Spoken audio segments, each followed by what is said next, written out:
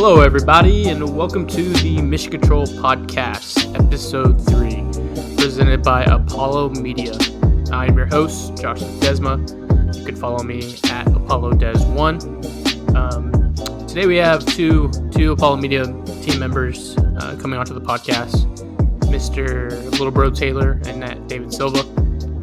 Both gentlemen, we went into a bit of things and into what they like about Houston sports, what they do for Apollo Media. Taylor called from the surface of the moon, so I apologize if the audio is not great. He's our rowdy roughneck. Every time he comes around, it's always a tornado. So we'll jump into it here in a second, but just want to preface some things. We talk about the Apollo Media Flying Saucer Get Up pop-up shop, and as of right now it is postponed due to the coronavirus.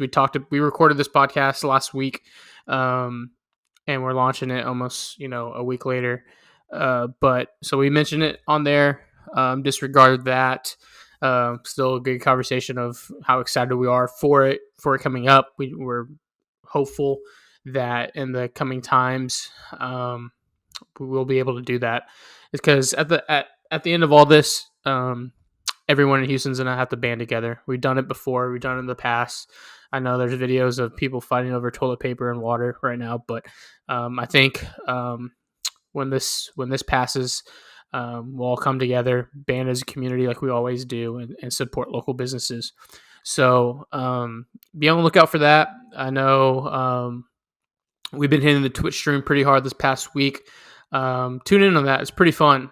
We have some local regulars in there now. They actually, when we don't have enough people, they actually game with us. So we play some MLB The Show. We play some Call of Duty. If that's not your scene, that's fine. If you just want to hang out with us and break up the monotony of the day, come in, jump into the stream, chat. We'll have a good time. We interact. We have a good time, and it's just something to do during this little social distancing period. So let's hop into the first interview. It is Mr. Little Bro Taylor Jackson. He's a great guy, great writer. We touch on sports, the Roughnecks. We talk about Love Island. I don't know how the conversation got away from us, but we're both fans of trashy UK show. So tune in, and then we go into David Silva right after that. Talk about everything. He'll actually be gaming with me quite a bit over this social distancing period. So let's jump right into it. Our next guest is at Little Bro Taylor, the main man, the rowdy roughneck Taylor. How are you doing, sir? I am doing okay. I've actually been in self-quarantine for the past week or so. So just, no, I'm lying. I just got back from McIntyre's. No, it's good. It's good. Now, are you self-quarantined because your Roughnecks are not going to play another snap this year, or due to the coronavirus? You know what? It's a little bit of sadness, but at the same time, I'm not taking it as a lost season. I am taking this as a championship season, because that's what we are. Let's be honest. There was no other team that was going to come even fucking close to the Roughnecks. Okay, PJ Walker, Cam Phillips, this entire defense. I don't want to get too far into it right now, but yes, it's a championship.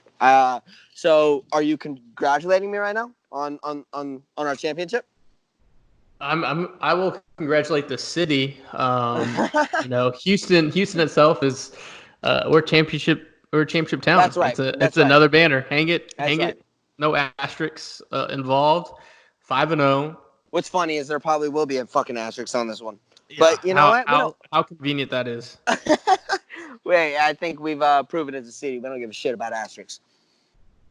Exactly, and actually, I'm waiting for my XFL championship to come in from our merch store. I think that's one of Josh's best designs. I'm ready. My finger is on the purchase button right now. Yeah, Go ahead, click it. I know that we're sending a few out to Cam and PJ and some other guys. So hopefully we can get some photos of them rocking that gear. And hey, and Next week. let's appreciate. I mean, I know the season ended a bit early, but let's appreciate what these guys really did for us. Like, we were in a unique position of the city where our famed championships were all of a sudden just riddled by doubters all over the nation, and this team gave us a damn good team to watch in like when we really needed it. And Oh, absolutely. watching this Roughnecks team has been the highlight of my past month and a half, 2 months. Like, it has been a honor to watch these dudes ball out, and it's been a college vibe, and the fact that you see everybody's trying to earn it. Like, you see they're working for something, and you see the passion, you see it. I feel like that gets lost a bit in the NFL. A bit of the Yeah. professionalism takes over, but Vince McMahon's been a showman his whole life, and he didn't fuck us here. I mean, we got to watch some damn entertaining sports. Yeah, I think that was the biggest issue going in my mind was that how artificial is this going to be? How much are they going Right. to inject that into this league? But it came about organically, at least from, the Roughnecks point of view. I mean, 20,000 strong at the stadium. Obviously, it helps having a dynamic quarterback and receiver and June Jones's offense, but it was pretty organic. It wasn't artificial. It wasn't fake. I can't speak for the entire league itself in other cities, but on the Houston side of things, it was legit, and it came at a time when it was a PR shitstorm. Right. It's been hell since Howie Kendrick hit a ball off a right field foul pole, and Yeah. and they actually came in and they changed a lot of perspective on for a lot of people, and it turned out great. I'm really upset that it ended early, but champions forever, Flax Fly forever. That's right, they do. And I mean, I think this league at least got enough coverage within the national media, on Twitter, on everywhere to. It says it's going for a second season. I believe them. I think this second season is going to come to fruition. I think we're going to get to see our Roughnecks come out and dominate again. And I just hope we can support our dudes all offseason, because this isn't like a lot of the other athletes. Like, these guys are living on little contracts. So I hope we can keep a lot of these guys around, not looking for other work. And, I mean, with this Corona thing, I mean, I hate that this is all we get to talk about, but this is all you really can talk about. Yeah, it is. It's a global pandemic. It's dominated the world, dominated sports in the last 4 or 5 days, putting everything to a halt, and it's tough. It's a different time for sure, because I mean, there's never been we would anything be like this. nothing ever. I mean, there's been pandemics before, but there's nothing been like this in this day and age where it shuts everything down like this. I mean, granted, a war, but right. not a disease. I would say this is the biggest moment, really, since 9/11. Like, once the NBA shut down, and then quickly after, March Madness is gone, NHL canceled, MLB pushed back. Now we're getting word that this shit may not even start till June. Like, Yeah. This is going to be a rough couple months. Yeah, for sure. I think I have our emergency. I did an emergency podcast episode 2, and it should be out tomorrow. And episode 3, this one will be out later on in the week. But I touched on that. It was just I said that the 30 for 30 for that day for that in 30 years time is going to be crazy, because oh yeah, it was just a snowball effect. It went from Rudy Gobert and his mics and doing his little thing. Asshole. What an asshole.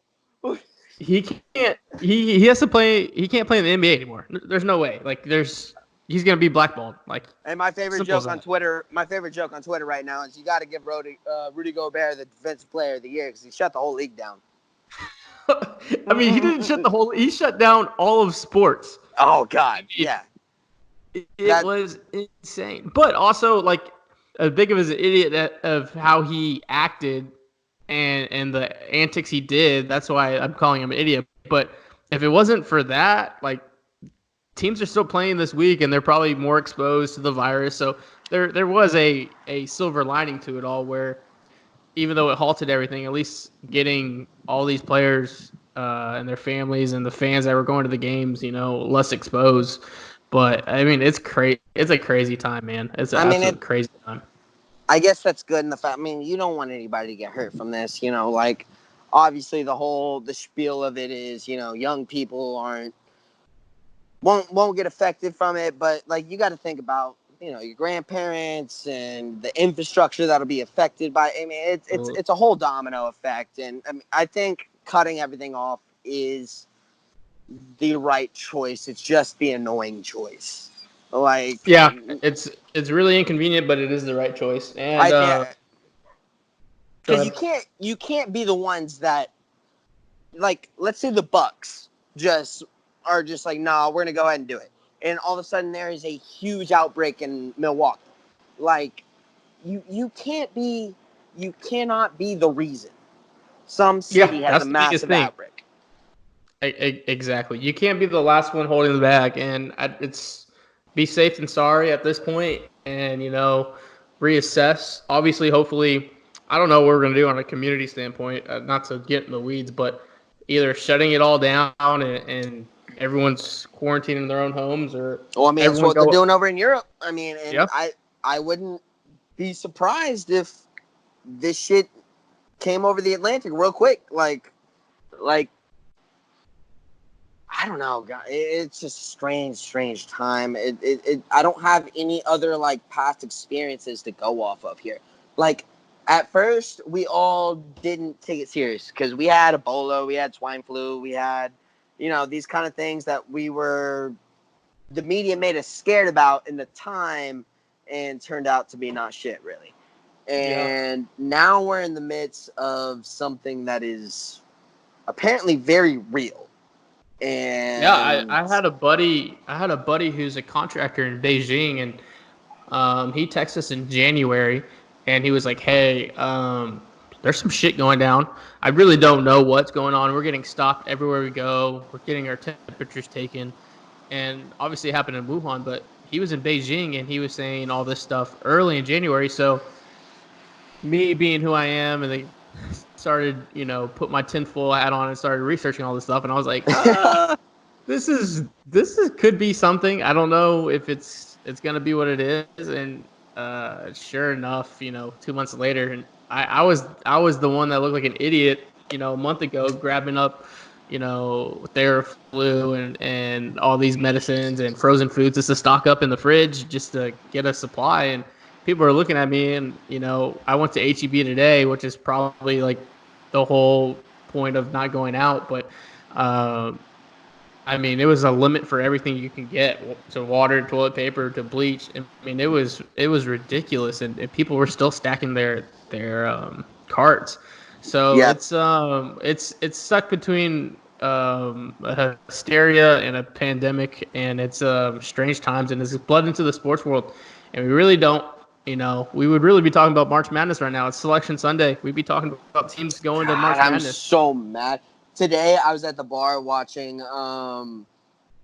Kevin Durant hoop in the Sweet 16 for Texas. Yeah.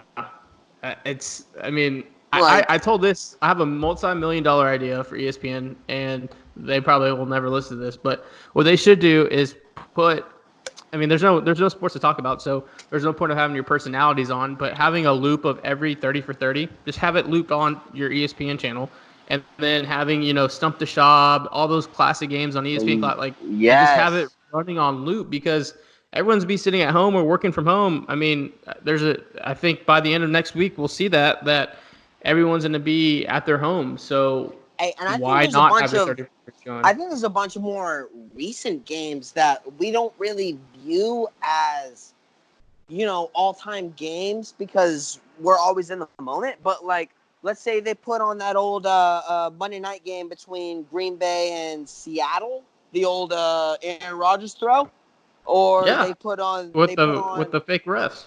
yes, yes, or they put on like there are so many games you can put on.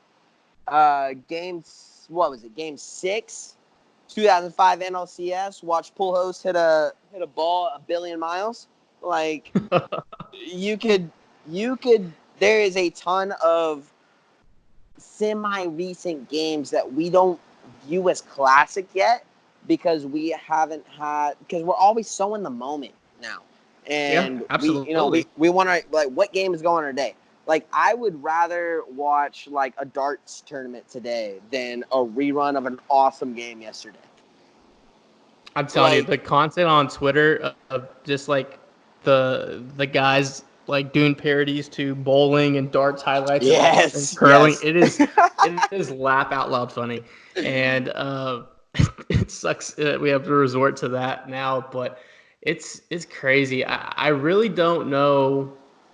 I mean, there's a report just before we hopped on the pod that baseball may not be back till June, and I have a buddy who's a minor league umpire. He's making his way to the show, and he talked about it. He sent us a text, and I won't say his name just so he doesn't get his cover blown. But their union's telling them to prepare for 2 months of not working. So as a minor league umpire, he obviously gets paid for the season, but when he's not umpiring, he has to do other things, and so that's 2 months of him finding a new job, And that and goes for everybody working in the stadiums, the grounds yeah, crews, like 100%, and 100%. here's what I'm thinking about, like a timeline to come back. Like we're this isn't a hurricane. This isn't a tornado or a flood or this this is something that won't have a definite end for a minute. Yeah, when do you say okay, time to go back? And then Right. what happens if there's another flare up? That's Like, right. does That's the right. season end So or what? that's what worries me is they're gonna think that. I mean, I have this. I almost don't want to say it, but I have this fear in the back of my heart We're not that playing the baseball here. 2020 season just will not happen for baseball. Absolutely. I am. And I've been thinking about that same comment in the back of my head, and as each day passes, you almost don't want to say it. You almost don't want to say it because I don't want to like speak shit into existence, but it all comes I back just to you don't can't know be the reason. You can't be the exactly. reason this shit like go ahead. I'm sorry.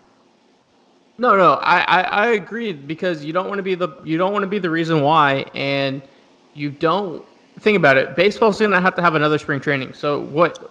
May we're back in May, and then the guys got to go back to spring training and get another 2 to 3 weeks in. So you're not starting until June, and that's if everything from today. What is today's date? The 15th, March 15th. From here on out goes perfect, and we don't live in a world where everything goes perfect. So I think it's just gonna be.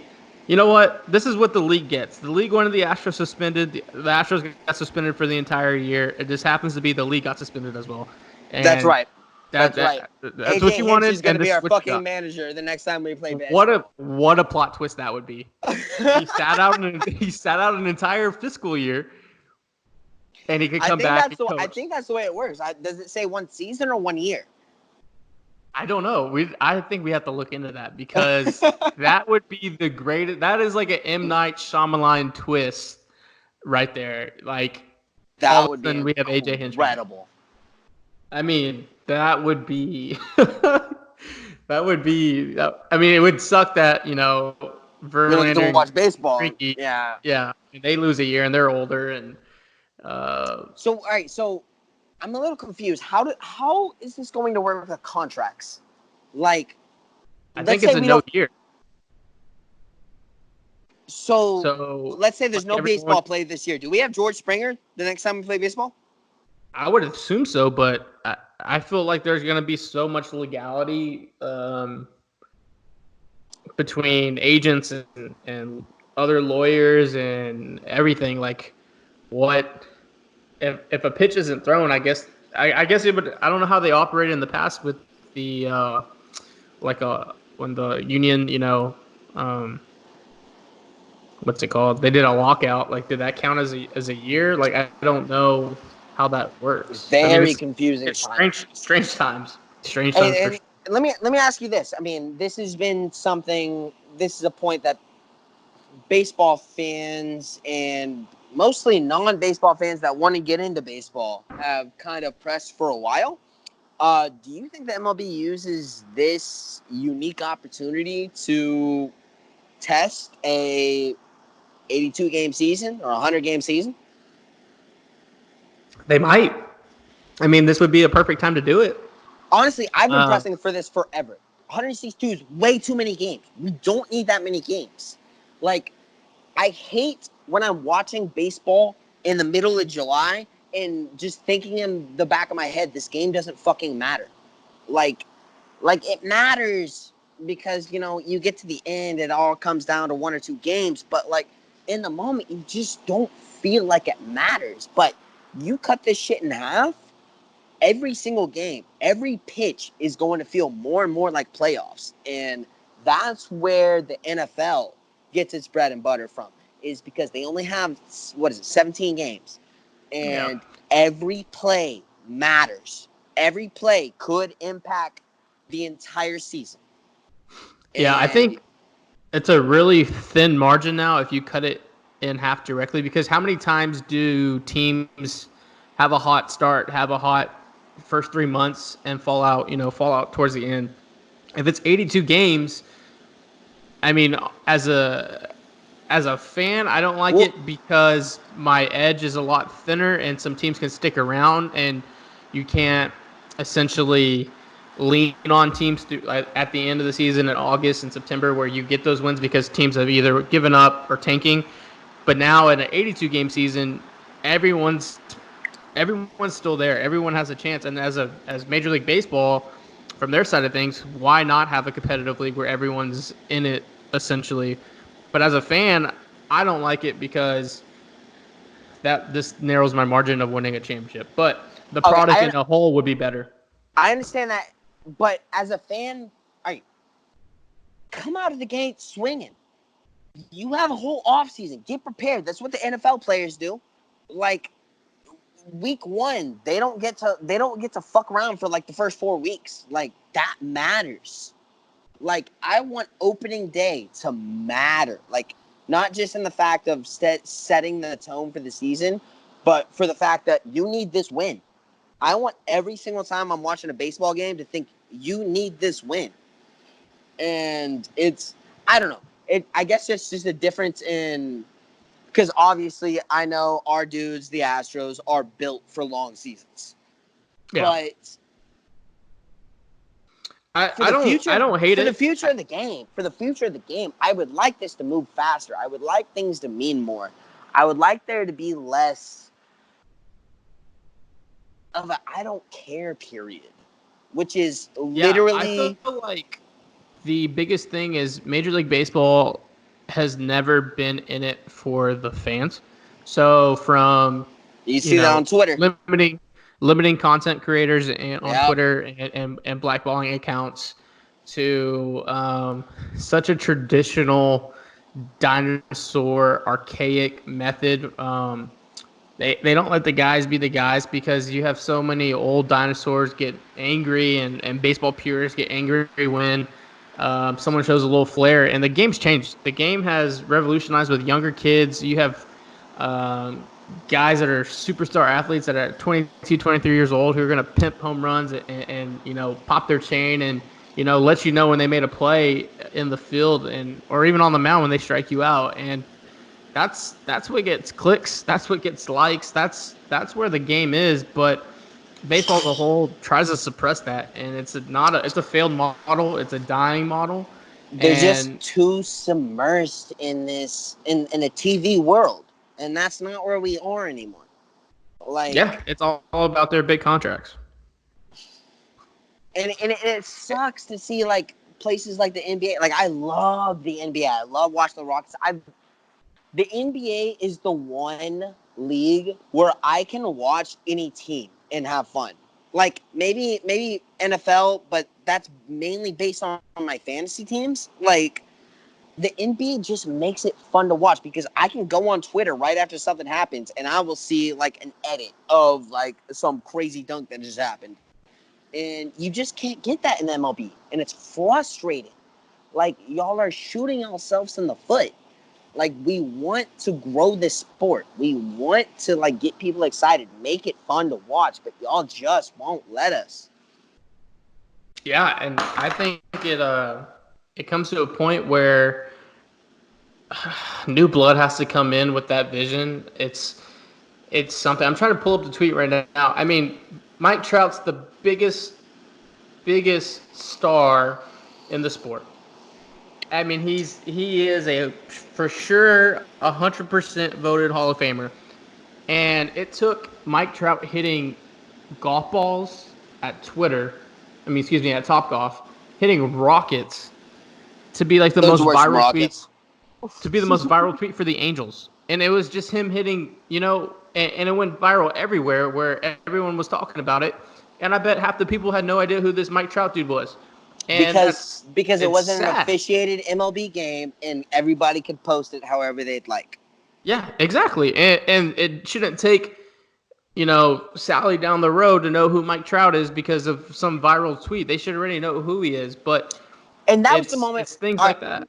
that was the moment last season where I knew Rob Manfred was a fucking clown. Like, all right, let's be honest, he fucked up the Astros situation. Yeah, he Like, definitely should have stripped us from the title. yes, but all right, since he didn't, I'm gonna rep it. But like, Absolutely, we're champions. oh yeah, we're the champs. Flags fly forever. But the fact he didn't punish a single player, the fact, all right, no, never mind. I'm losing track. When he told Mike Trout, I don't remember what the exact statement was, but it was something along the lines of like, Mike Trout should be marketing himself better or something like that. Yeah, I do Fuck remember you, that. dude. You are the commissioner of this entire league. Go make sure every single person knows who your best player's name is. I can go to Yeah. my great grandma and go be like, LeBron James. She knows who that is. Yep. Go tell Yep. her Yep. Yep. Tom Brady. She knows who that is. Mike Trout. I don't know. Is that the dude Is that that's a supposed to come fix the is that lights a new later? fish? Or yeah. Yeah, it's ridiculous, and I hope that whatever they do, if we do play, they market it, they open it up as a free market for everyone this year, because it's great business for us at Apollo, but as a whole, it probably puts some lifeblood in a dying sport and a dying market, which And sucks because baseball is such a damn good sport.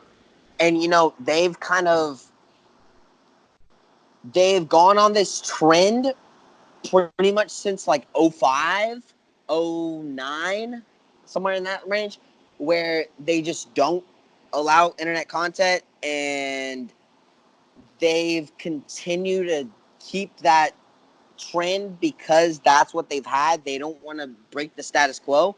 I think this situation gives them a very unique opportunity to break that status quo, and I hope they take advantage of it. If they don't, then I mean, just one more fucking knock on the MLB.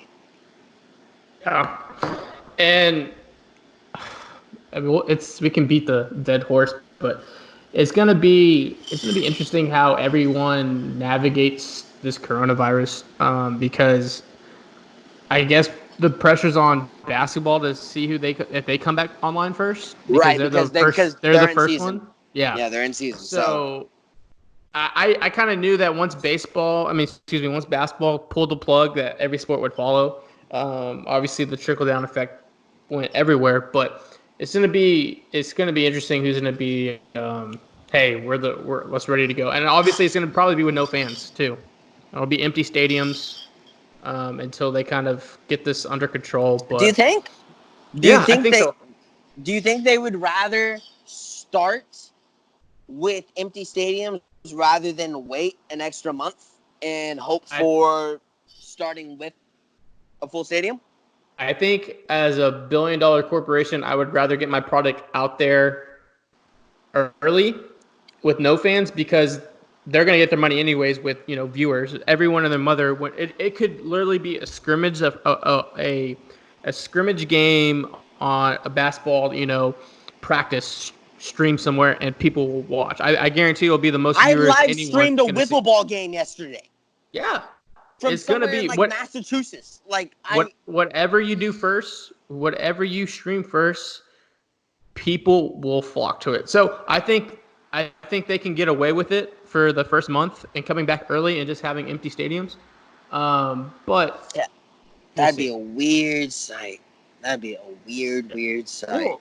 The Premier League, the Champions League in soccer, half the games that they played this past 2 weeks, they were empty stadiums, and it was really, really weird. I mean, you could hear everyone, every teammate talking, which was really cool. It was a cool. I mean, at that point, you should just mic everyone up and have those conversations. I love the idea. The UFC, this past weekend, they fought in Brazil to empty arenas. So I think you get creative.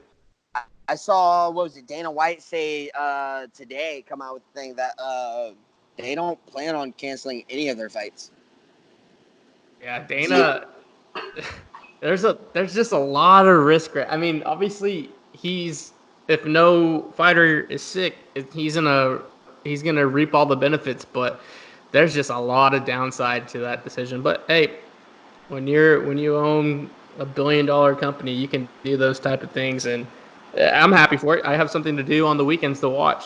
Oh hell yeah! I mean, I just need to see something happening on the TV screen again. It's just, it's blowing my mind right now. I've watched like three seasons of Love Island. I don't know what the fuck to do with that sports. Bro, I'm not gonna shame you. Love Island is the shit. It is, especially the UK version. The UK Love Island's yes. It's that dirty TV. I mean, I was guilty watching Jersey Shore growing up, but like that's that dirty TV. You're just like, wow, I just watched 5 hours of this shit. But you're just ended season 6 of Love Island UK last night. I tried to start the Australia one, but it looked like they were just it looks like a bunch of people in Australia watched Love Island and then just tried to recreate it on their own. Yeah, that's what the US version was wrong too. I only watched the UK because it's dirty, it's organic. Yeah, it is perfect. And we'll probably have all 10 listeners right now, turning off the podcast. But shout out to my royal couple, Paige and Finn. Yeah, absolutely. But Taylor, I mean, it's been a long journey. We're here right now doing a podcast. You came aboard when we were Flags Fly Forever 2 years ago. What did I do? I sent you a big ass email proposal. You did. Something. You sent me a DM. You sent me a DM that was at that point, honestly, I was like, I'm just trying to get off this ground. Like, I don't know what I'm gonna do, but your proposal was one for the history books. And if my account wasn't suspended right now, I'd probably have it. But I bet I can find it. We'll publish it one day. Yeah, we will. It was great. And so we brought you aboard to blog. You're a creative writer. And other than the 5 a.m. Calls and the... that's where my brain's ticking. I annoy the shit out of this dude. Between the hours of 3 a.m. to 7 a.m., he'll probably get 3 different monologues from me.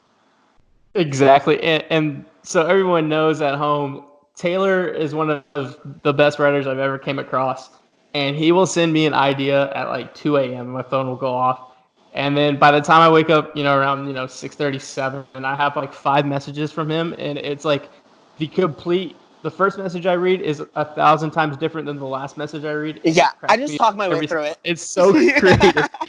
And Taylor will send a message like, "Hey, should we do this at 2 a.m.?" And by like 6 a.m. he's like, "Don't worry, I figured it out. But this is what we're gonna do now." And it's the complete opposite of he was gonna do what he was gonna do at 2 a.m. But the end product is always a great read. It's a great idea, and I'm so thankful for you coming on the teams. 2 years ago when we were Flags, and now at Apollo Media. Obviously, you get more. You have more seniority, and you're leaned on more on my side of things. But we're super thankful to have you on the team, man. Well, I mean, the basis of this entire thing is because I saw you had the exact same vision as me, in that the Houston as a whole, we can dive into sports, but Houston as a whole is just thrown by the wayside to the national media, and it's just absolutely disrespectful. This is one of the greatest cities in the entire world, largest medical center in the world, oil and gas producer of the entire nation, fourth biggest population. I mean, there's no reason for us to be in the state we are, and we have a duty as Houstonians to change that shit. And I'm glad to be here with you, Josh Rose, and the whole fucking team to be changing that narrative. Yeah, I feel like we've harped on it all month. There's a huge void in the marketplace, and we're filling it, and we're going to continue to fill it. But it takes two things, and it's nothing me or Josh Rose can do. It's the two things are, one, having an audience that's engaged and wanting to hear, see new things, and That's two, right. I love having you guys. a team, two, having a team in place that, one, has the same vision and work ethic. Some people try to harp on, I got to hire the best talent, where me and Josh were like, hey, let's hire the people and bring on the people that have the same vision that we have, and then we can figure out where we want to put them and figure out what's best for them and what they're going to do. And there's so many people behind the scenes of Apollo Media working their asses off and continuing going to work their asses off through this corona pandemic to get the best content and stuff out there for We're going to come everyone. up with some stuff. We're going to come up with some good stuff. We don't know what yet, but we have some shit in the works, and we're going to get some good shit out to you. We're going to make sure this bullshit period of no sports doesn't leave you without entertainment. Exactly. And I said in episode 2, I was like, we're just going to keep shooting shots.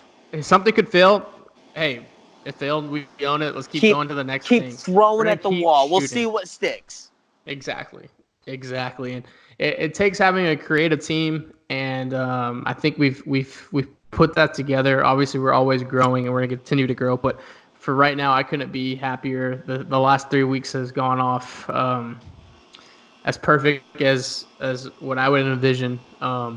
Obviously, there's some few technical difficulties we've had, but it's just the part of the bumps and bruises we're going to accumulate and go into the moon. It's truly great. And with those bumps and bruises, I mean, I want to tell everybody who is taking the time out of their day to listen to things like this with us, to share our vision. I appreciate you guys. We share the vision. We are going for a Houston takeover, okay? And we want to make sure we are giving you guys the content you deserve to experience in your everyday lives. Because people over in New York, LA, Chicago, Boston, they get this shit. They get their hometown heroes, and they get quality content. We have not had that here. So that is the essence of us building here, and that's what I strive every single day to try to give to you guys, because I know y'all deserve it. Yeah, 100%. 100%. And I think as we grow and as time goes on, the vision I had for this year has completely been thrown out the window. So as a company, we're pivoting. We're going to find things. We're going to do things that makes sense for everyone. And as of now, we're still on for our pop-up store next Saturday at the Flying Saucer downtown on Main Street. We'll be there. The Apollo Media crew will be there as long as there's no law or no martial law or Ordinance presidential creed or or anything that shuts down the city, we'll be there between 1 and 6 at Flying Saucer. On as of right now, March 15th. So we'll be out there. We'll have shirts. We'll have some pretty cool discount codes for everyone that's in the store to use. Only able to use those discount codes and get those if you're there. So come on out. We'll practice social distancing. We'll be 4 or 5 feet away. We'll talk. We'll talk Astros. We'll talk sports. We'll talk weather. We'll talk whatever you give want. air fist bumps. Yeah, absolutely. And we'll drink some beers. So come on out if you're in the city still. As we're still online. I'm going to be there. It's March going to be 15th. a damn good time. Yeah, I think it'll be fun. And it's going to be fun. Yeah, I think everyone over at the Flying Saucer as well. They've been so accommodating, and they're great partners, and been hunting them for a while to get them partnered up with Apollo Media. So it'll be a fun event, and maybe it's a break to get away from all the hysteria and all the anxiety and whatever. Come on out, and if we're still allowed to, we'll be there. We'll talk about the sports that could be happening right now. Yeah, absolutely. We'll talk about March Madness opening weekend. Yeah, we'll live stream like the 1993 March Madness. Yeah, you know what? We'll just flip coins and we can bet on that. I have no idea what happens, but I want to put my money on Duke. It's gonna be man, I don't know. It's gonna be fun. It's gonna be fun these next few months. We'll figure it out. Everyone will figure it out. Main thing is we fucking love you guys, dude. Like, everybody giving us support right now. We appreciate y'all so much, and we are here for you. Okay, like, absolutely. Our entire motivation for creating this thing is for you guys. So y'all got any comments, anything like that, y'all let us know. We want to be here for you guys. Yeah, 100%. The product is our people, not the paper product. It's truly about the family and community we created, and we're more of an intellectual product. Yeah, absolutely. That's 100% it, and it's gonna be it'll be rocky, but we'll be here. We'll think of ways. I know I haven't slept in 4 or 5 days just trying to think of things to do for everyone, but in the meantime, to see everyone post their photos of our merchandise, to see them be so supportive on social media, I can't thank you guys enough. It's truly thank you from the bottom of my heart. Hey, it's no worry though. Houston always finds a way. H-Town, baby. Absolutely. But Taylor, we'll wrap up. It's been 40 minutes. It's been a great conversation with you. We'll have you on a lot more. We'll have the podcast coming out probably 2 times a week is my goal. Obviously, we have to get it all produced and edited on behind the scenes, but we want to rotate everyone, all the team members, so everyone at Apollo Media can tell their story a bit, and a lot of great people. Put a voice and face to them, for everyone to know and understand who they're reading and watching and stuff like that. So, Taylor, thanks for coming on, bro. We'll have you on soon, again. But you can follow Taylor at Little Bro Taylor on Twitter. Go read his Roughnecks blogs. We have his championship blog coming up tomorrow, Monday the 16th. Because it was the championship. It was the championship. We are champions. That's right. And we'll link the championship T-shirt as well at the bottom of his blog. But Taylor, keep on riding, bro. Keep on doing what you're doing. I'm thankful for you, and we'll holler at you a little later, all right? All right, love you guys. Go Next. Yes, sir.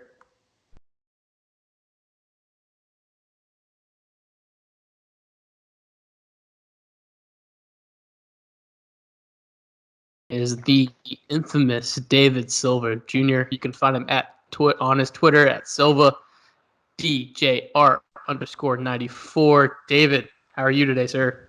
Doing pretty good. How about yourself?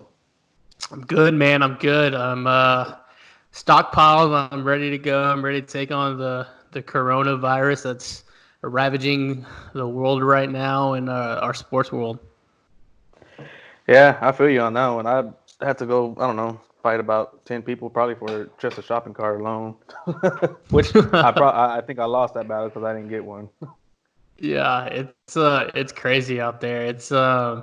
I went to HEB today and it looked like World War Z. Just everything was gone, and it was 11 o'clock on a Sunday afternoon, and I was like, well, what is going on? But here we are. We're in the middle of March, and we have no sports for the foreseeable future.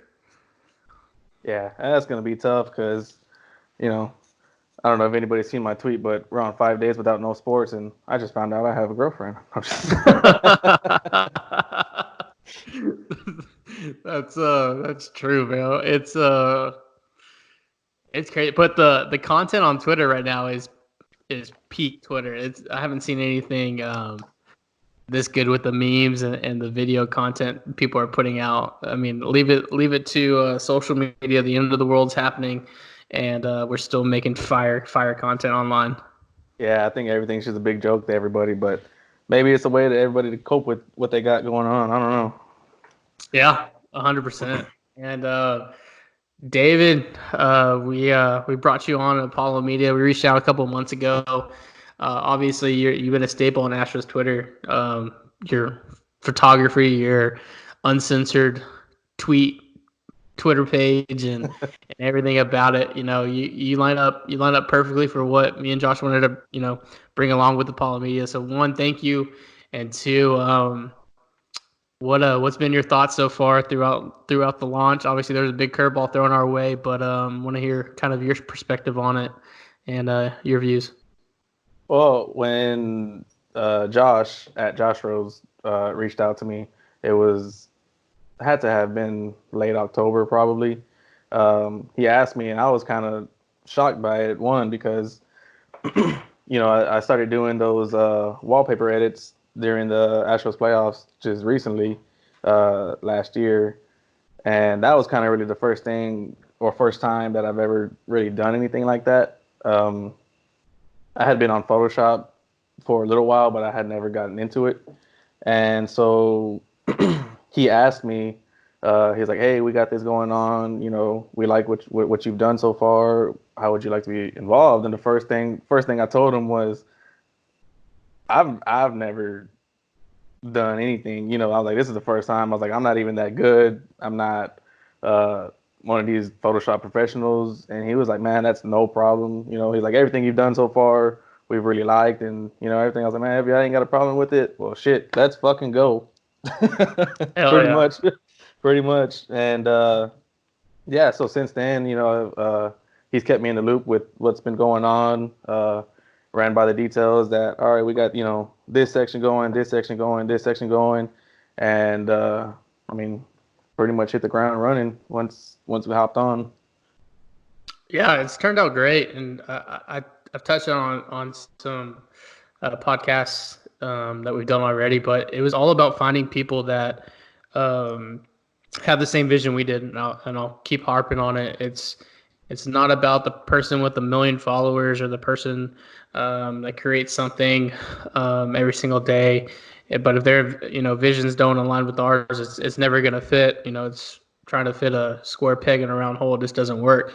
So finding people like David and Taylor and everyone from Robert to Colin, everyone that is part of the Apollo Media team is their visions aligned with ours, and our key focus is just taking this bad boy to the moon.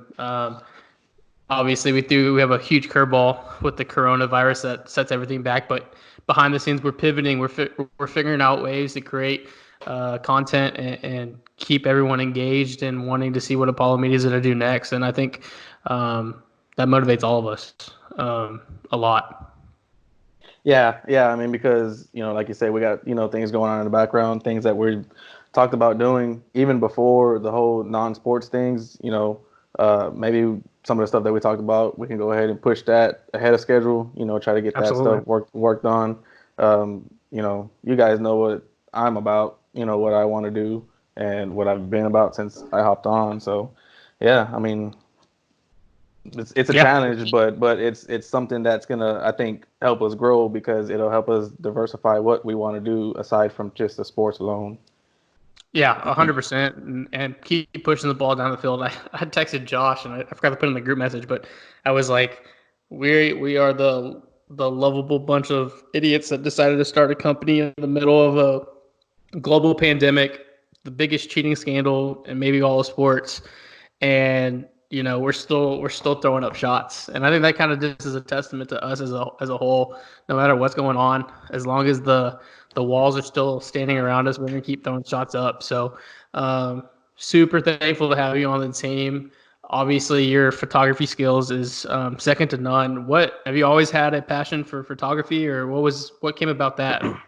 So I think I kind of had an idea that I enjoyed doing it. Excuse me. Um, my mom, she had bought a camera a long time ago. Um, just like any other mom would, buys a camera, wants to take pictures of her kids, whatnot. And I picked it up, a few times when my older sister would play softball and my younger sister would play softball, just getting shots, messing around with it. I put it down for a long time, didn't touch it. And I believe it was 2015, I got the idea, well, my son, he's 2 years old, and I wanted a decent camera to where I could get, good pictures of him and whatnot. So I was asking around, asking a lot of friends who were into photography, and they're like, well, this is a good camera, this is a good camera. So I bought a camera, Nikon D3200, bought it used, and I was like, okay, well, there's an auto setting. Let me use it on auto. And then, use it on auto for a couple months. And I'm like, oh, well, what does this setting do? Change the dial. Okay, this does that. Well, what does this setting do? I don't know what this setting does, so let me ask about it. Went back and asked my friends, hey, what is this? Guy sends me a book. Read this. It'll help you out. Read that book at least 5 times. And I was like, all right, I kind of get the understanding. Let me go try some of these things out. Tried it out. Okay, this is pretty cool. You have a vision for something, and you go out and practice it and actually do it, and you see that vision happen, and you're like, okay, well, fuck, this is actually pretty badass. And so I kind of, kept going with it, kind of kept it to where I was more studying than actually practicing photography. And, I would go out every now and then do it. And then I was like, well, let me upgrade my camera. I had a very basic beginner entry level DSLR. And so I was like, well, let me upgrade. I upgraded my camera, and let me see, I believe it was 2018. I bought my second camera, and then I love it. I was like, but I need another camera. Just Yeah. became one of those gearheads, and I bought it. But both cameras have their advantages and disadvantages. And so, yeah, I mean, just, from learning on YouTube, teaching myself, it just happened. And, I mean, I love doing it. It's good to see, somebody comes up to you, hey, I really like what you did, and like those pictures that I posted on Twitter, it got thousands of likes. Few times, no matter how many times I posted that one picture of, Minute Maid Park with the skyline in the back. That was like, okay, well, a lot of people like it, and then I posted the one where Minute Maid was lit up orange. That one ran off, and I was like, whoa, like what the fuck? Like I wasn't expecting that. But yeah, I had been on it, like I said, since like 2015, and it's just been something that's kept me, I guess, sane in a way, because there's always different things, different techniques, and different ways to edit, different, I can go on and on about the different things you can do with photography alone. But yeah, I mean, that's just pretty much what it is and how I got into it, really.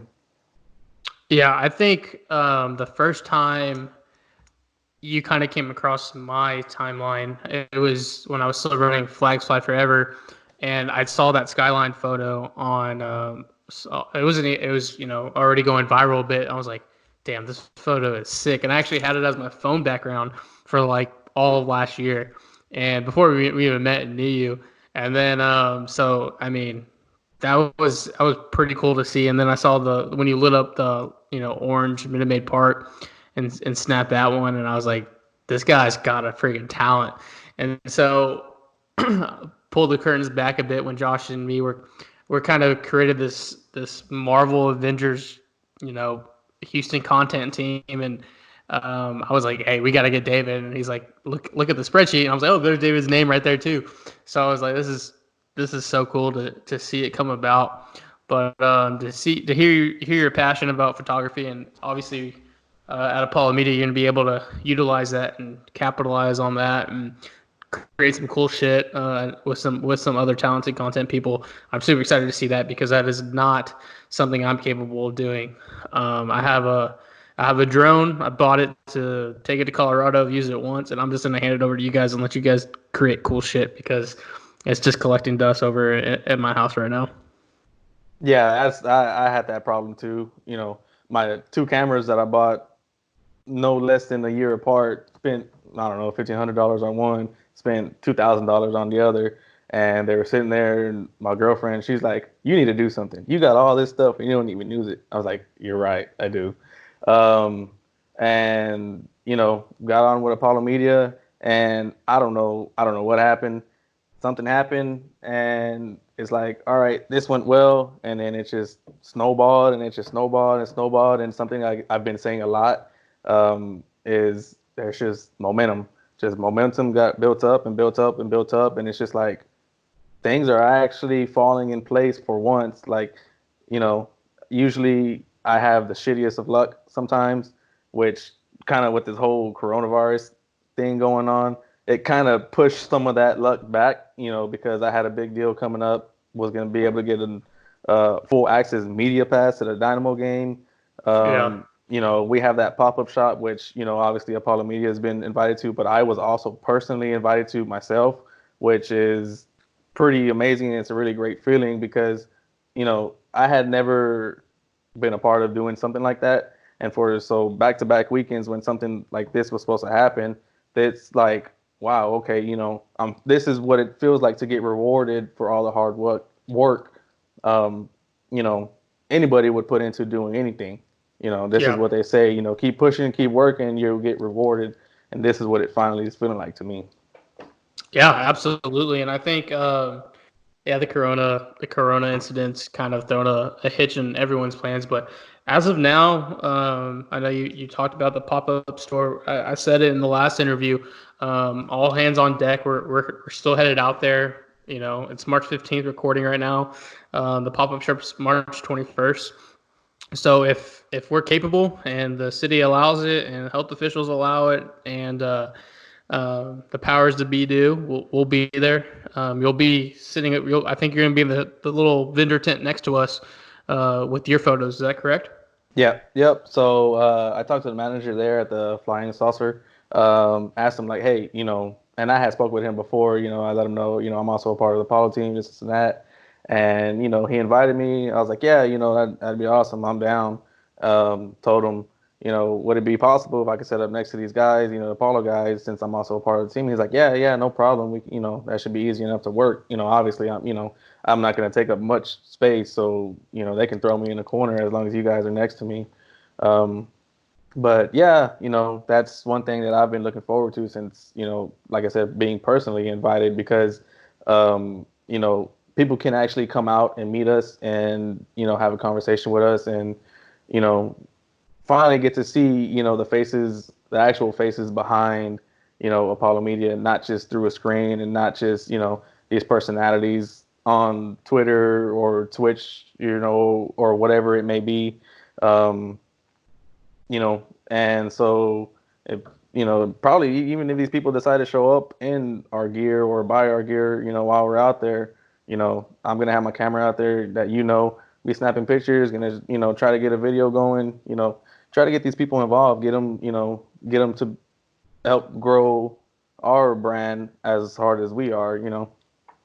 Yeah, I think that's the biggest thing, and I hope we've vocalized that enough for everyone that Apollo Media is not ever going to be, as long as I'm around like a Ringer or a Barstool, where the disconnect between the audience and the content creators and people working is there. So we're always going to be engaged with the audience. We're always going to be there in the trenches, fighting and working for you guys. So our main goal is for you guys to come out and we're friends. Like, you know us, you know who we are. We're 100% authentic on what we do on the podcast and our work. So it's not going to be any different than you guys showing up and we're being the same person. So really excited. Hopefully that's going to happen. If not, if it does get canceled or postponed, obviously we'll be disappointed, but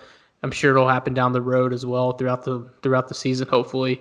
But yeah, the main goal is just to have people come out, meet us, shoot the shit, drink some beers, talk some sports, talk about what's going on in life and everything that's going on in the world, and just get away for a moment, unplug for a bit. And we're just thankful that we can be there for everyone.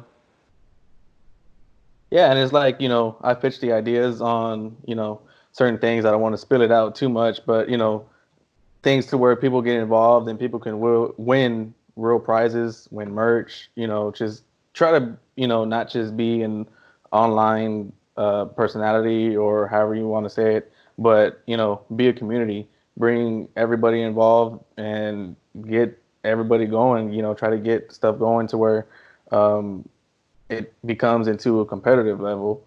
We talked about doing stuff this summer and, depending on what happens with, the baseball and all these sports going on, maybe we can get something maybe even sooner just to get people, more ready and get back into that flow of like, okay, sports are coming back. It's safe to go outside. Ain't nobody gonna die. Yeah, exactly. So yeah, I mean, we've got tons of stuff, that we've brought to the table, that everybody's brought to the table, and hopefully we can get it going. Get that momentum back. Like I said, get that momentum back, and just run with it. Just like we did, hit the ground running. Yeah, I think that's the ultimate goal, and everyone listening, we said it over and over again. We're working diligently behind the scenes and pivoting to make sure that the next few months is not going to be boring, disappointing, and just downright what am I going to do now? Because you can only watch Netflix and Hulu and HBO for so much. So hopefully we can fill that void and avenue. I'm super excited for Ozarks 3 coming out on Netflix and Westworld. Dude, I love that show. I haven't watched Westworld, but Ozark 3, that's my shit. Yeah, I can't wait. That's gonna be one day of the quarantine. I'm gonna binge it all, and like, what the hell am I gonna do now? So I really do hope that we can get what we're saying, and we're gonna make it happen. But I guess the big thing and some questions I just have for you, and the audience can get to know you a little bit more, David, is what brought you to be a Houston sports fan? Was it obviously being here and growing up, but what was the first thing that you remembered? Like, I'm ride or die for H-Town. I don't know. Anything Houston related. It's I don't know. It's in me. It's in my blood. I don't know. Somebody says, "Oh, fuck Houston." No, fuck you. I don't know. I don't know what it is.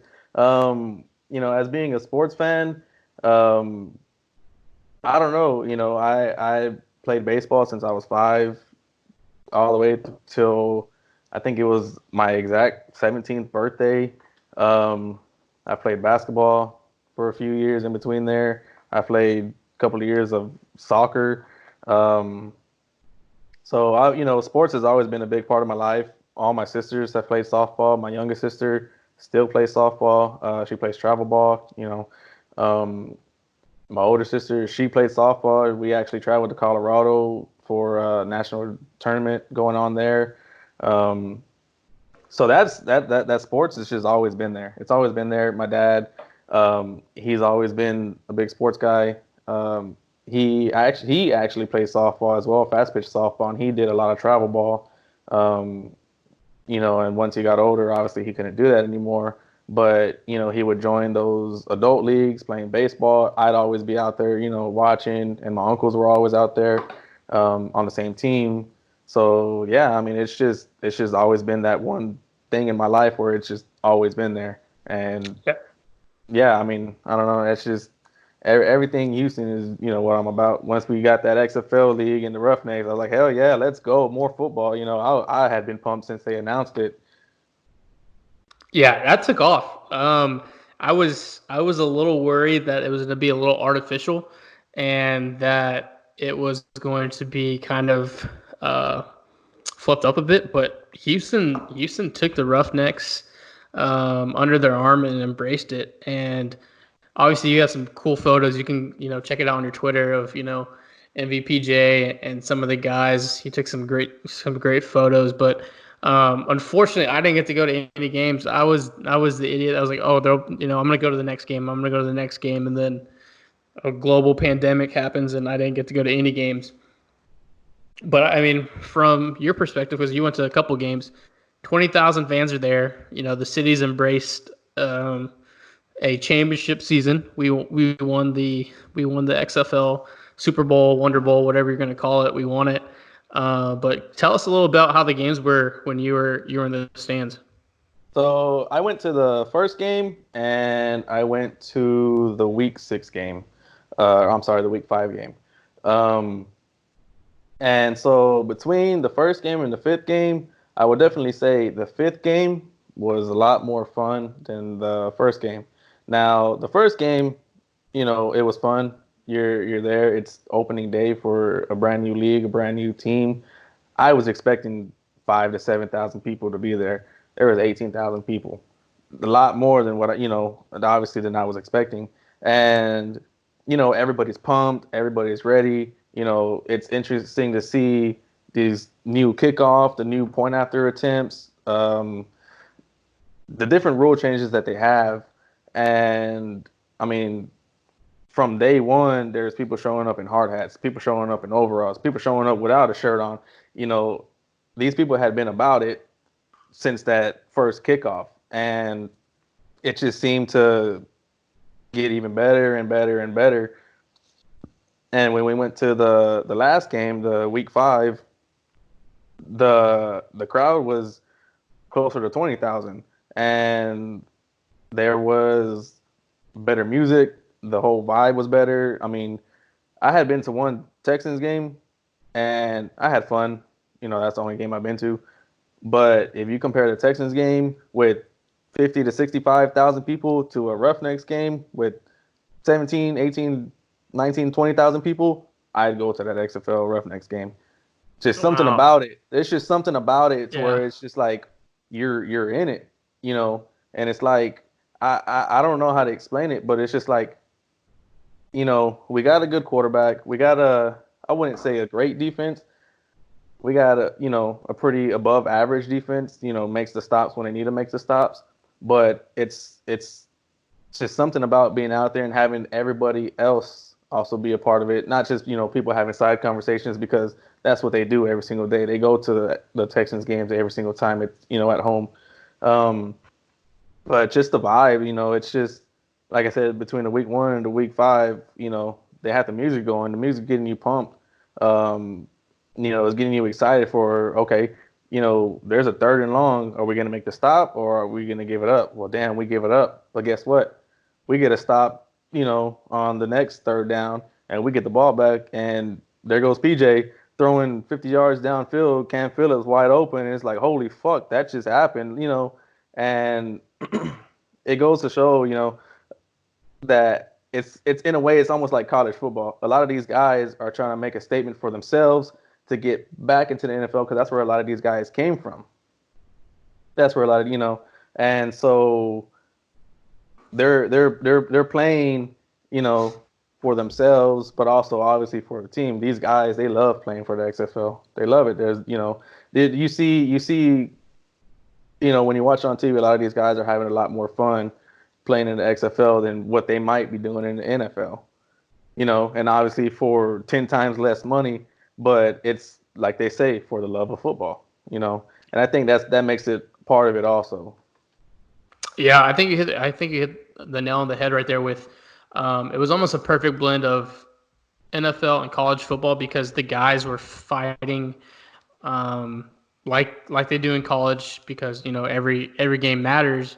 And or the NFL, sometimes it's more of a commercialized corporation product, where the XFL was kind of in between it, and the guys looked like they were having fun. Generally, were having fun, like they were back in school. And I think from the crowd experience to the game day experience, I mean, the first highlight of the XFL, the kicker goes out there, shanks a kick, and he gets interviewed 10 seconds before, right after he just shanks a kick, and they put a camera in his face. They said, "Why'd you shank the kick?" I mean, you don't get that anywhere else. You don't get that in the NFL. And so it was this creative experience for the fan and for the player that really took off. And I don't want to speak for every city, but the city of Houston bought in. Football's king in Texas, obviously, and football's a religion. But to see 20,000 people to go out on either Saturday afternoon or Sunday was really cool. And it sucks that the season came to an end. We're champions. I'm assuming PJ and Cam are probably going to be at an NFL training camp come next fall. And, probably won't be on the Roughnecks roster. But it was really exciting to see that duo take the league by storm, and 5 wins, 5-0, and see the city come behind them, and it was pretty dynamic to see. Oh yeah, because I mean, these guys they were on NFL rosters. PJ Walker came from the Colts as a backup. Cam Phillips, I believe, was on the Buffalo Bills, got cut. And so, to see that Andrew Luck made a call to his dad and say, "Hey, you need to give PJ Walker a shot. The man's, the real deal." And for him to come back, and a lot of these wins, they weren't, we blew the other team out, right away. A lot of these wins were comeback wins. And specifically so this last one against Seattle, we were down 14-0, tied it up 14 at the half. They went up to 23-14, and we came back and won 32-23. Now, the game shouldn't have ended the way it ended, but nonetheless it did. But also, a big change between the XFL and the NFL. XFL came out right away, found, okay, this guy was at fault. He's been reassigned. Yeah. They didn't hide it behind the curtains. They didn't, put it in the back burner. Okay, he fucked up, move on. No, they made a change, and and they were clear about what was going on, and that's not the way that they're gonna conduct their business. And even when you watch it on TV, they show the replay guy, the replay official, sitting there, and you see what he's seeing on how to play it. Now, they haven't gotten it perfect a few times, because there's a few times where I'm like, no, that's not the way it should have fucking happened. But nonetheless, it happened the way it did, but they're clear and they're precise on how they're doing, and they're going to run the business. And I'm excited to see that they are for sure coming back next year, because I think, this actually was a successful season, just to see not only here in Houston, but these other places in DC and Seattle and New York and Dallas, that these people are actually coming out and actually enjoying and watching, the games. So, I'm excited to have them come back, and, maybe I can grab my hands on season tickets next year. I don't know. We'll see. 100%. I think them being 100% transparent and all their stuff, either right or wrong, was a great thing. The new rules, they worked. I mean, a lot of times I was like, okay, we need a score and a stop. And I was like, oh shit, we can actually go for 3 and actually essentially tie the game. So it was really creative to see. And I think there's a learning curve with coaches figuring out what's the best analytical approach for points and stuff. So to see them kind of think about what they should do at certain points was kind of cool. It was like a chess match within a chess match. But to see the city of Houston rep the Roughnecks that hard so quickly only means that next season is going to be a party. And especially if there's no sports, if baseball somehow gets suspended for the year, that means the Rockets probably didn't finish the season out. And now you're looking at the Texans coming back in the fall, hopefully. So you go Texans back into, the Roughnecks right after that. So it's it'll be really interesting how it all shakes out. But the one thing you can say, Houston gets a bad rap sometimes that they only show up when teams are winning. But to have a new franchise come about and fans flock over there, I think spoke very highly of Houston and the fans and the fan base a lot. Oh yeah, yeah. Because I mean, like I said, 18,000 in the first game, 20,000. Maybe not everybody was bought, but they were 2,000 shy between week 1 and week 5. So it goes to show people were interested. And maybe the first time they did the XFL, maybe it wasn't just a good time. Good idea, wrong time. But yeah, I think next year may be even better.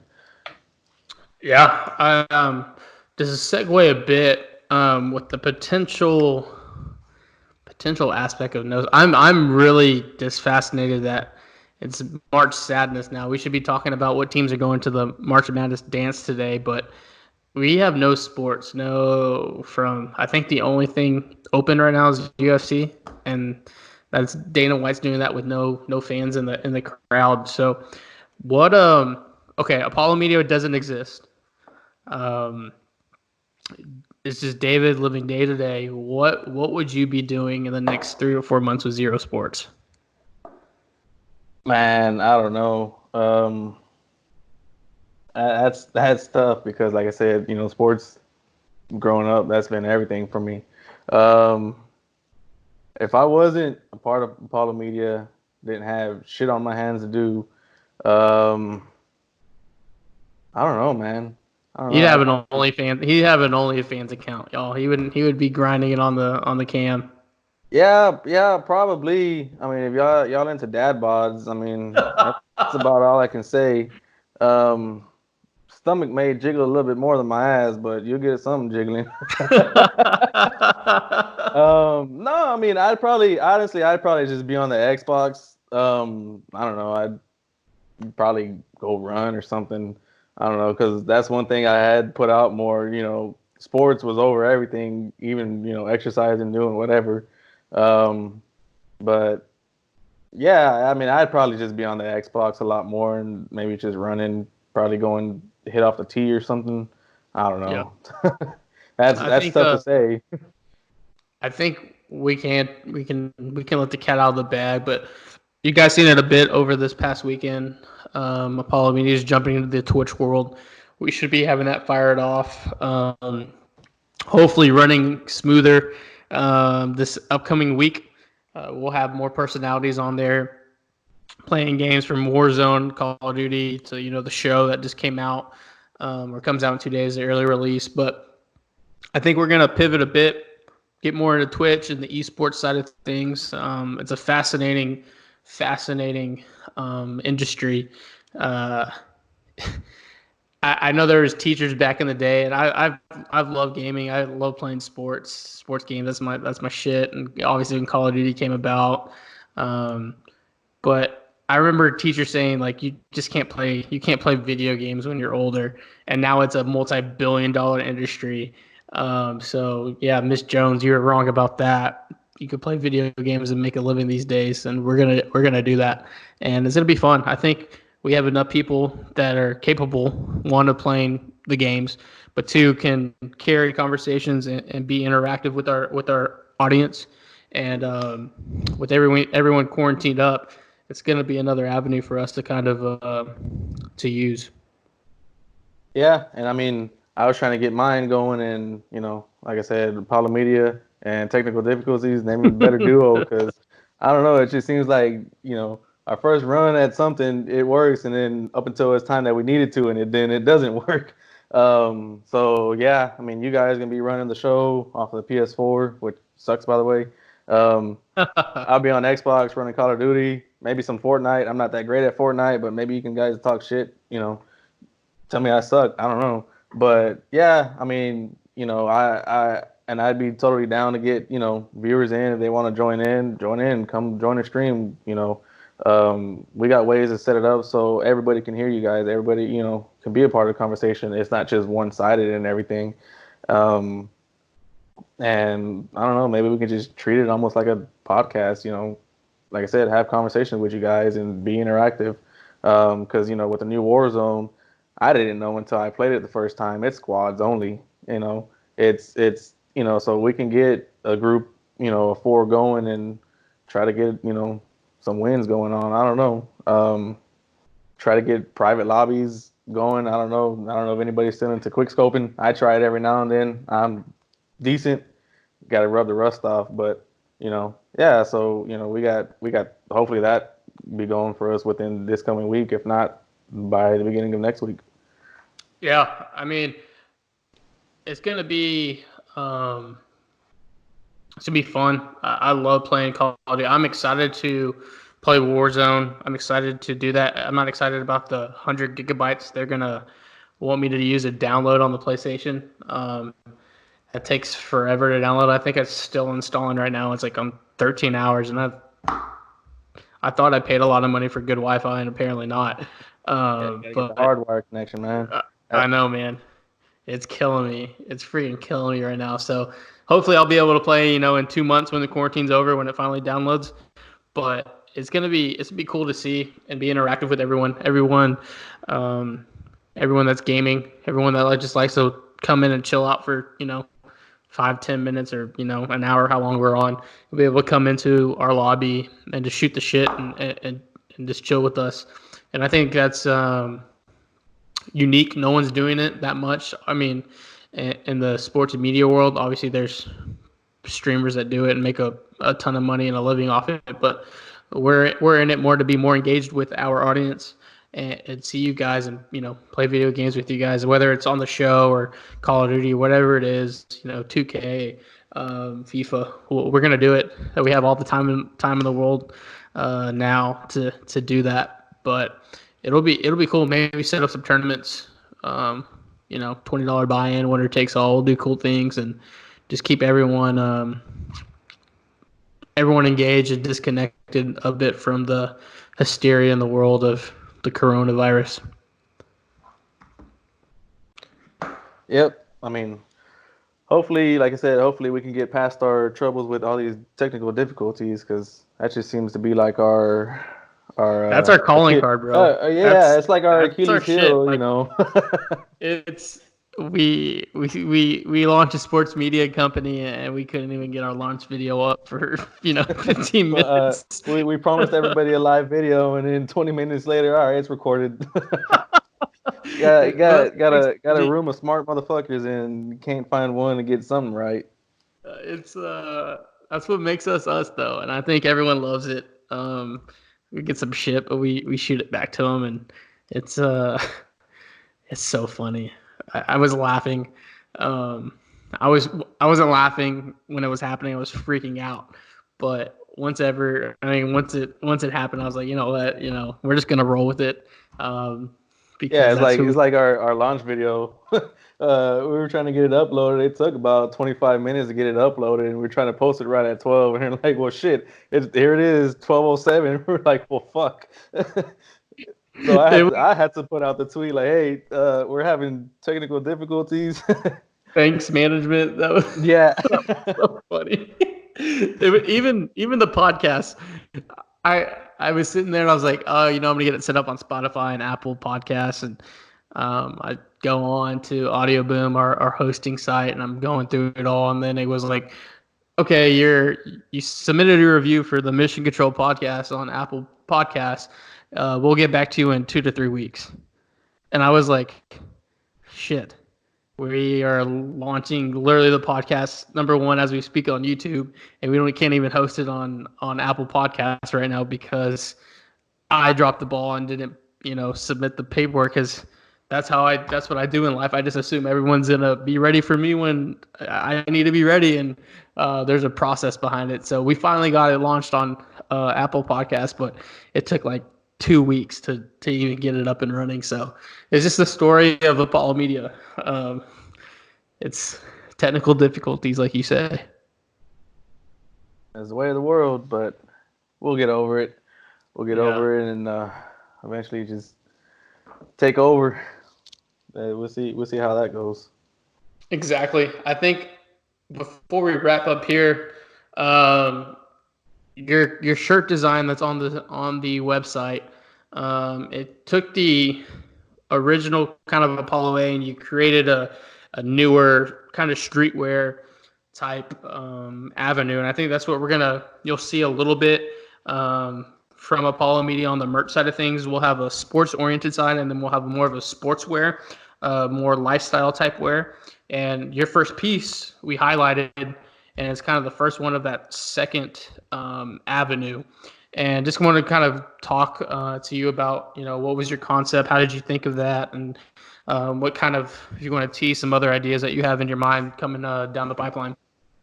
Yeah, so we were talking in our group message, and I can't remember who it was. I believe it was Josh Rose, and he was like, "Hey, what if we do something with like the Apollo missions?" And first thing that came into my head was the Apollo 11 patch, and and I believe it was one of the other guys, that may have said it first, and I was like, okay, well, instead of having the eagle, obviously use our logo, and so obviously the moon's in the same position at the Earth, the shadow, all that stuff. And I was like, all right, well, it looks cool, but I wanted it to pop a little more. So, just added some colors, some splash into it, made it pop, made it, I actually wore mine, I believe it was yesterday. And I don't know, it's that was one of the first times that I've actually done something on my own to be put on a shirt, be put, for, I guess, mass production and so to say. But yeah, it was pretty much just modeled right after the Apollo 11 patch. If you look at our, the shirt design, you will see the resemblance in each.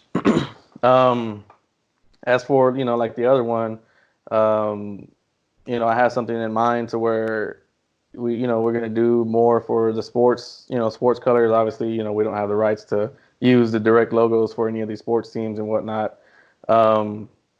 So the best we can do right now is, just showcase the colors. Got something coming up, hopefully soon, with something in resemblance to like the Texas flag.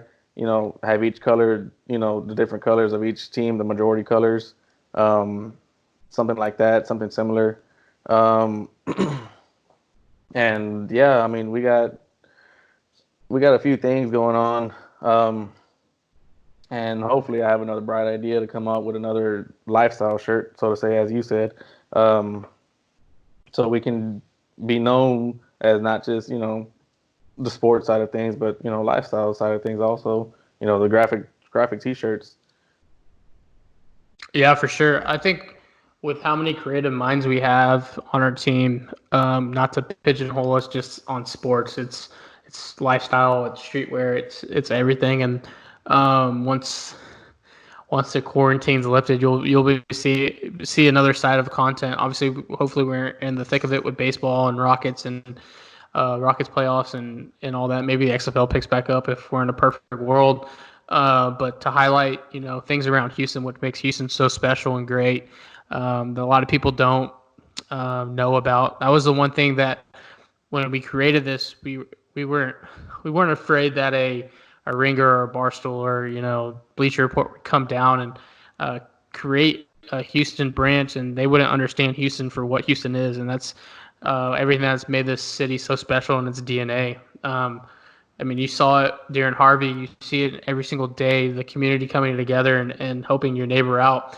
And that's what the city kind of, personifies from every small business. And, there's downtown, but there's 10 downtowns, essentially. You can go somewhere throughout the city, and it's somewhere different you haven't been before. So we want to highlight all those key things, highlight cool restaurants, places where everyone goes.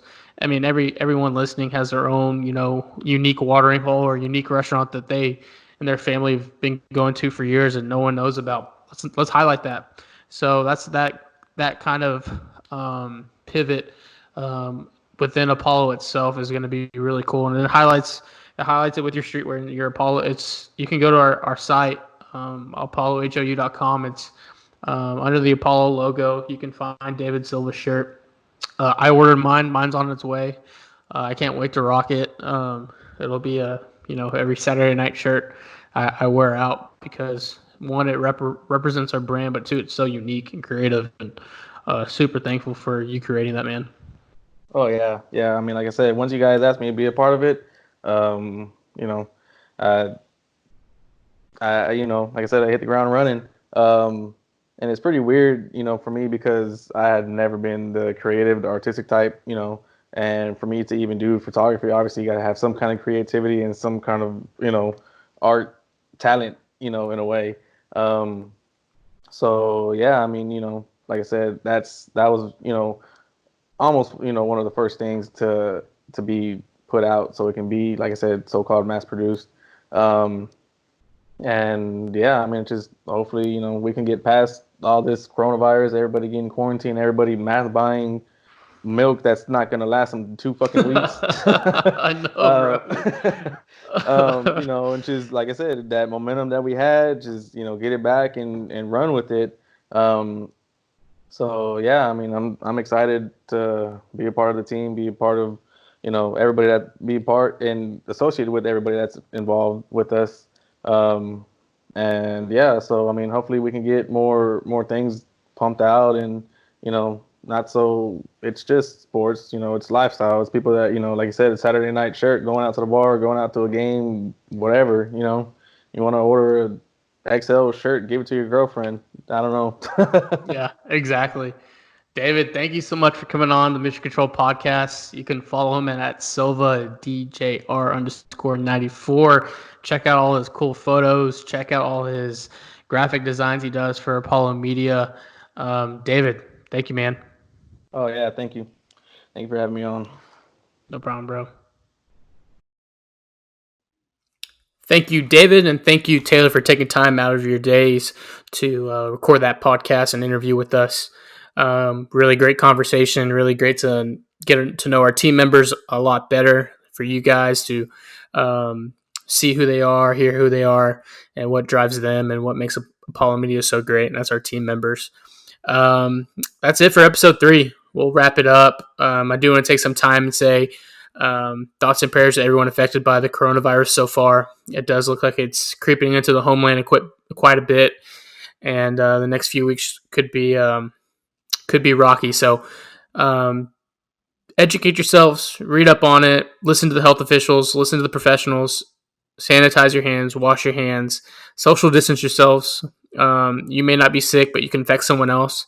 You're already probably working from home, so just take some time, do some things around the house, do some spring cleaning. When you're done doing that in the first hour, hop on over to Apollo Media, see what we're doing. We'll be twitching up quite a bit, so you guys jump into the chat, hang out for a bit. So look out for episode 4. It'll be with the notorious one at Mr. Bobby B1. He'll be jumping on the podcast for episode 4, and we don't have really a lot of sports to talk about, so we're just gonna shoot the shit, drink some booze, and see where the conversation takes us. So it'll be a good conversation, a crazy one for sure. That should be coming out next week. But thank you guys for tuning in. Thank you. Remember, like, subscribe, resubscribe, 5-star review. We're on Apple Podcasts now, so let's get those numbers up. Let's do this. If we get 20 5-star reviews, I will give away 4 free shirts. 4. I think I could do that. It's my company. Josh's company as well. Yeah, we could do that. 4 free shirts, 20 5-star reviews by the time episode 4 drops. And we'll get those out to the people. So thank you guys for tuning in. And we'll see you guys soon.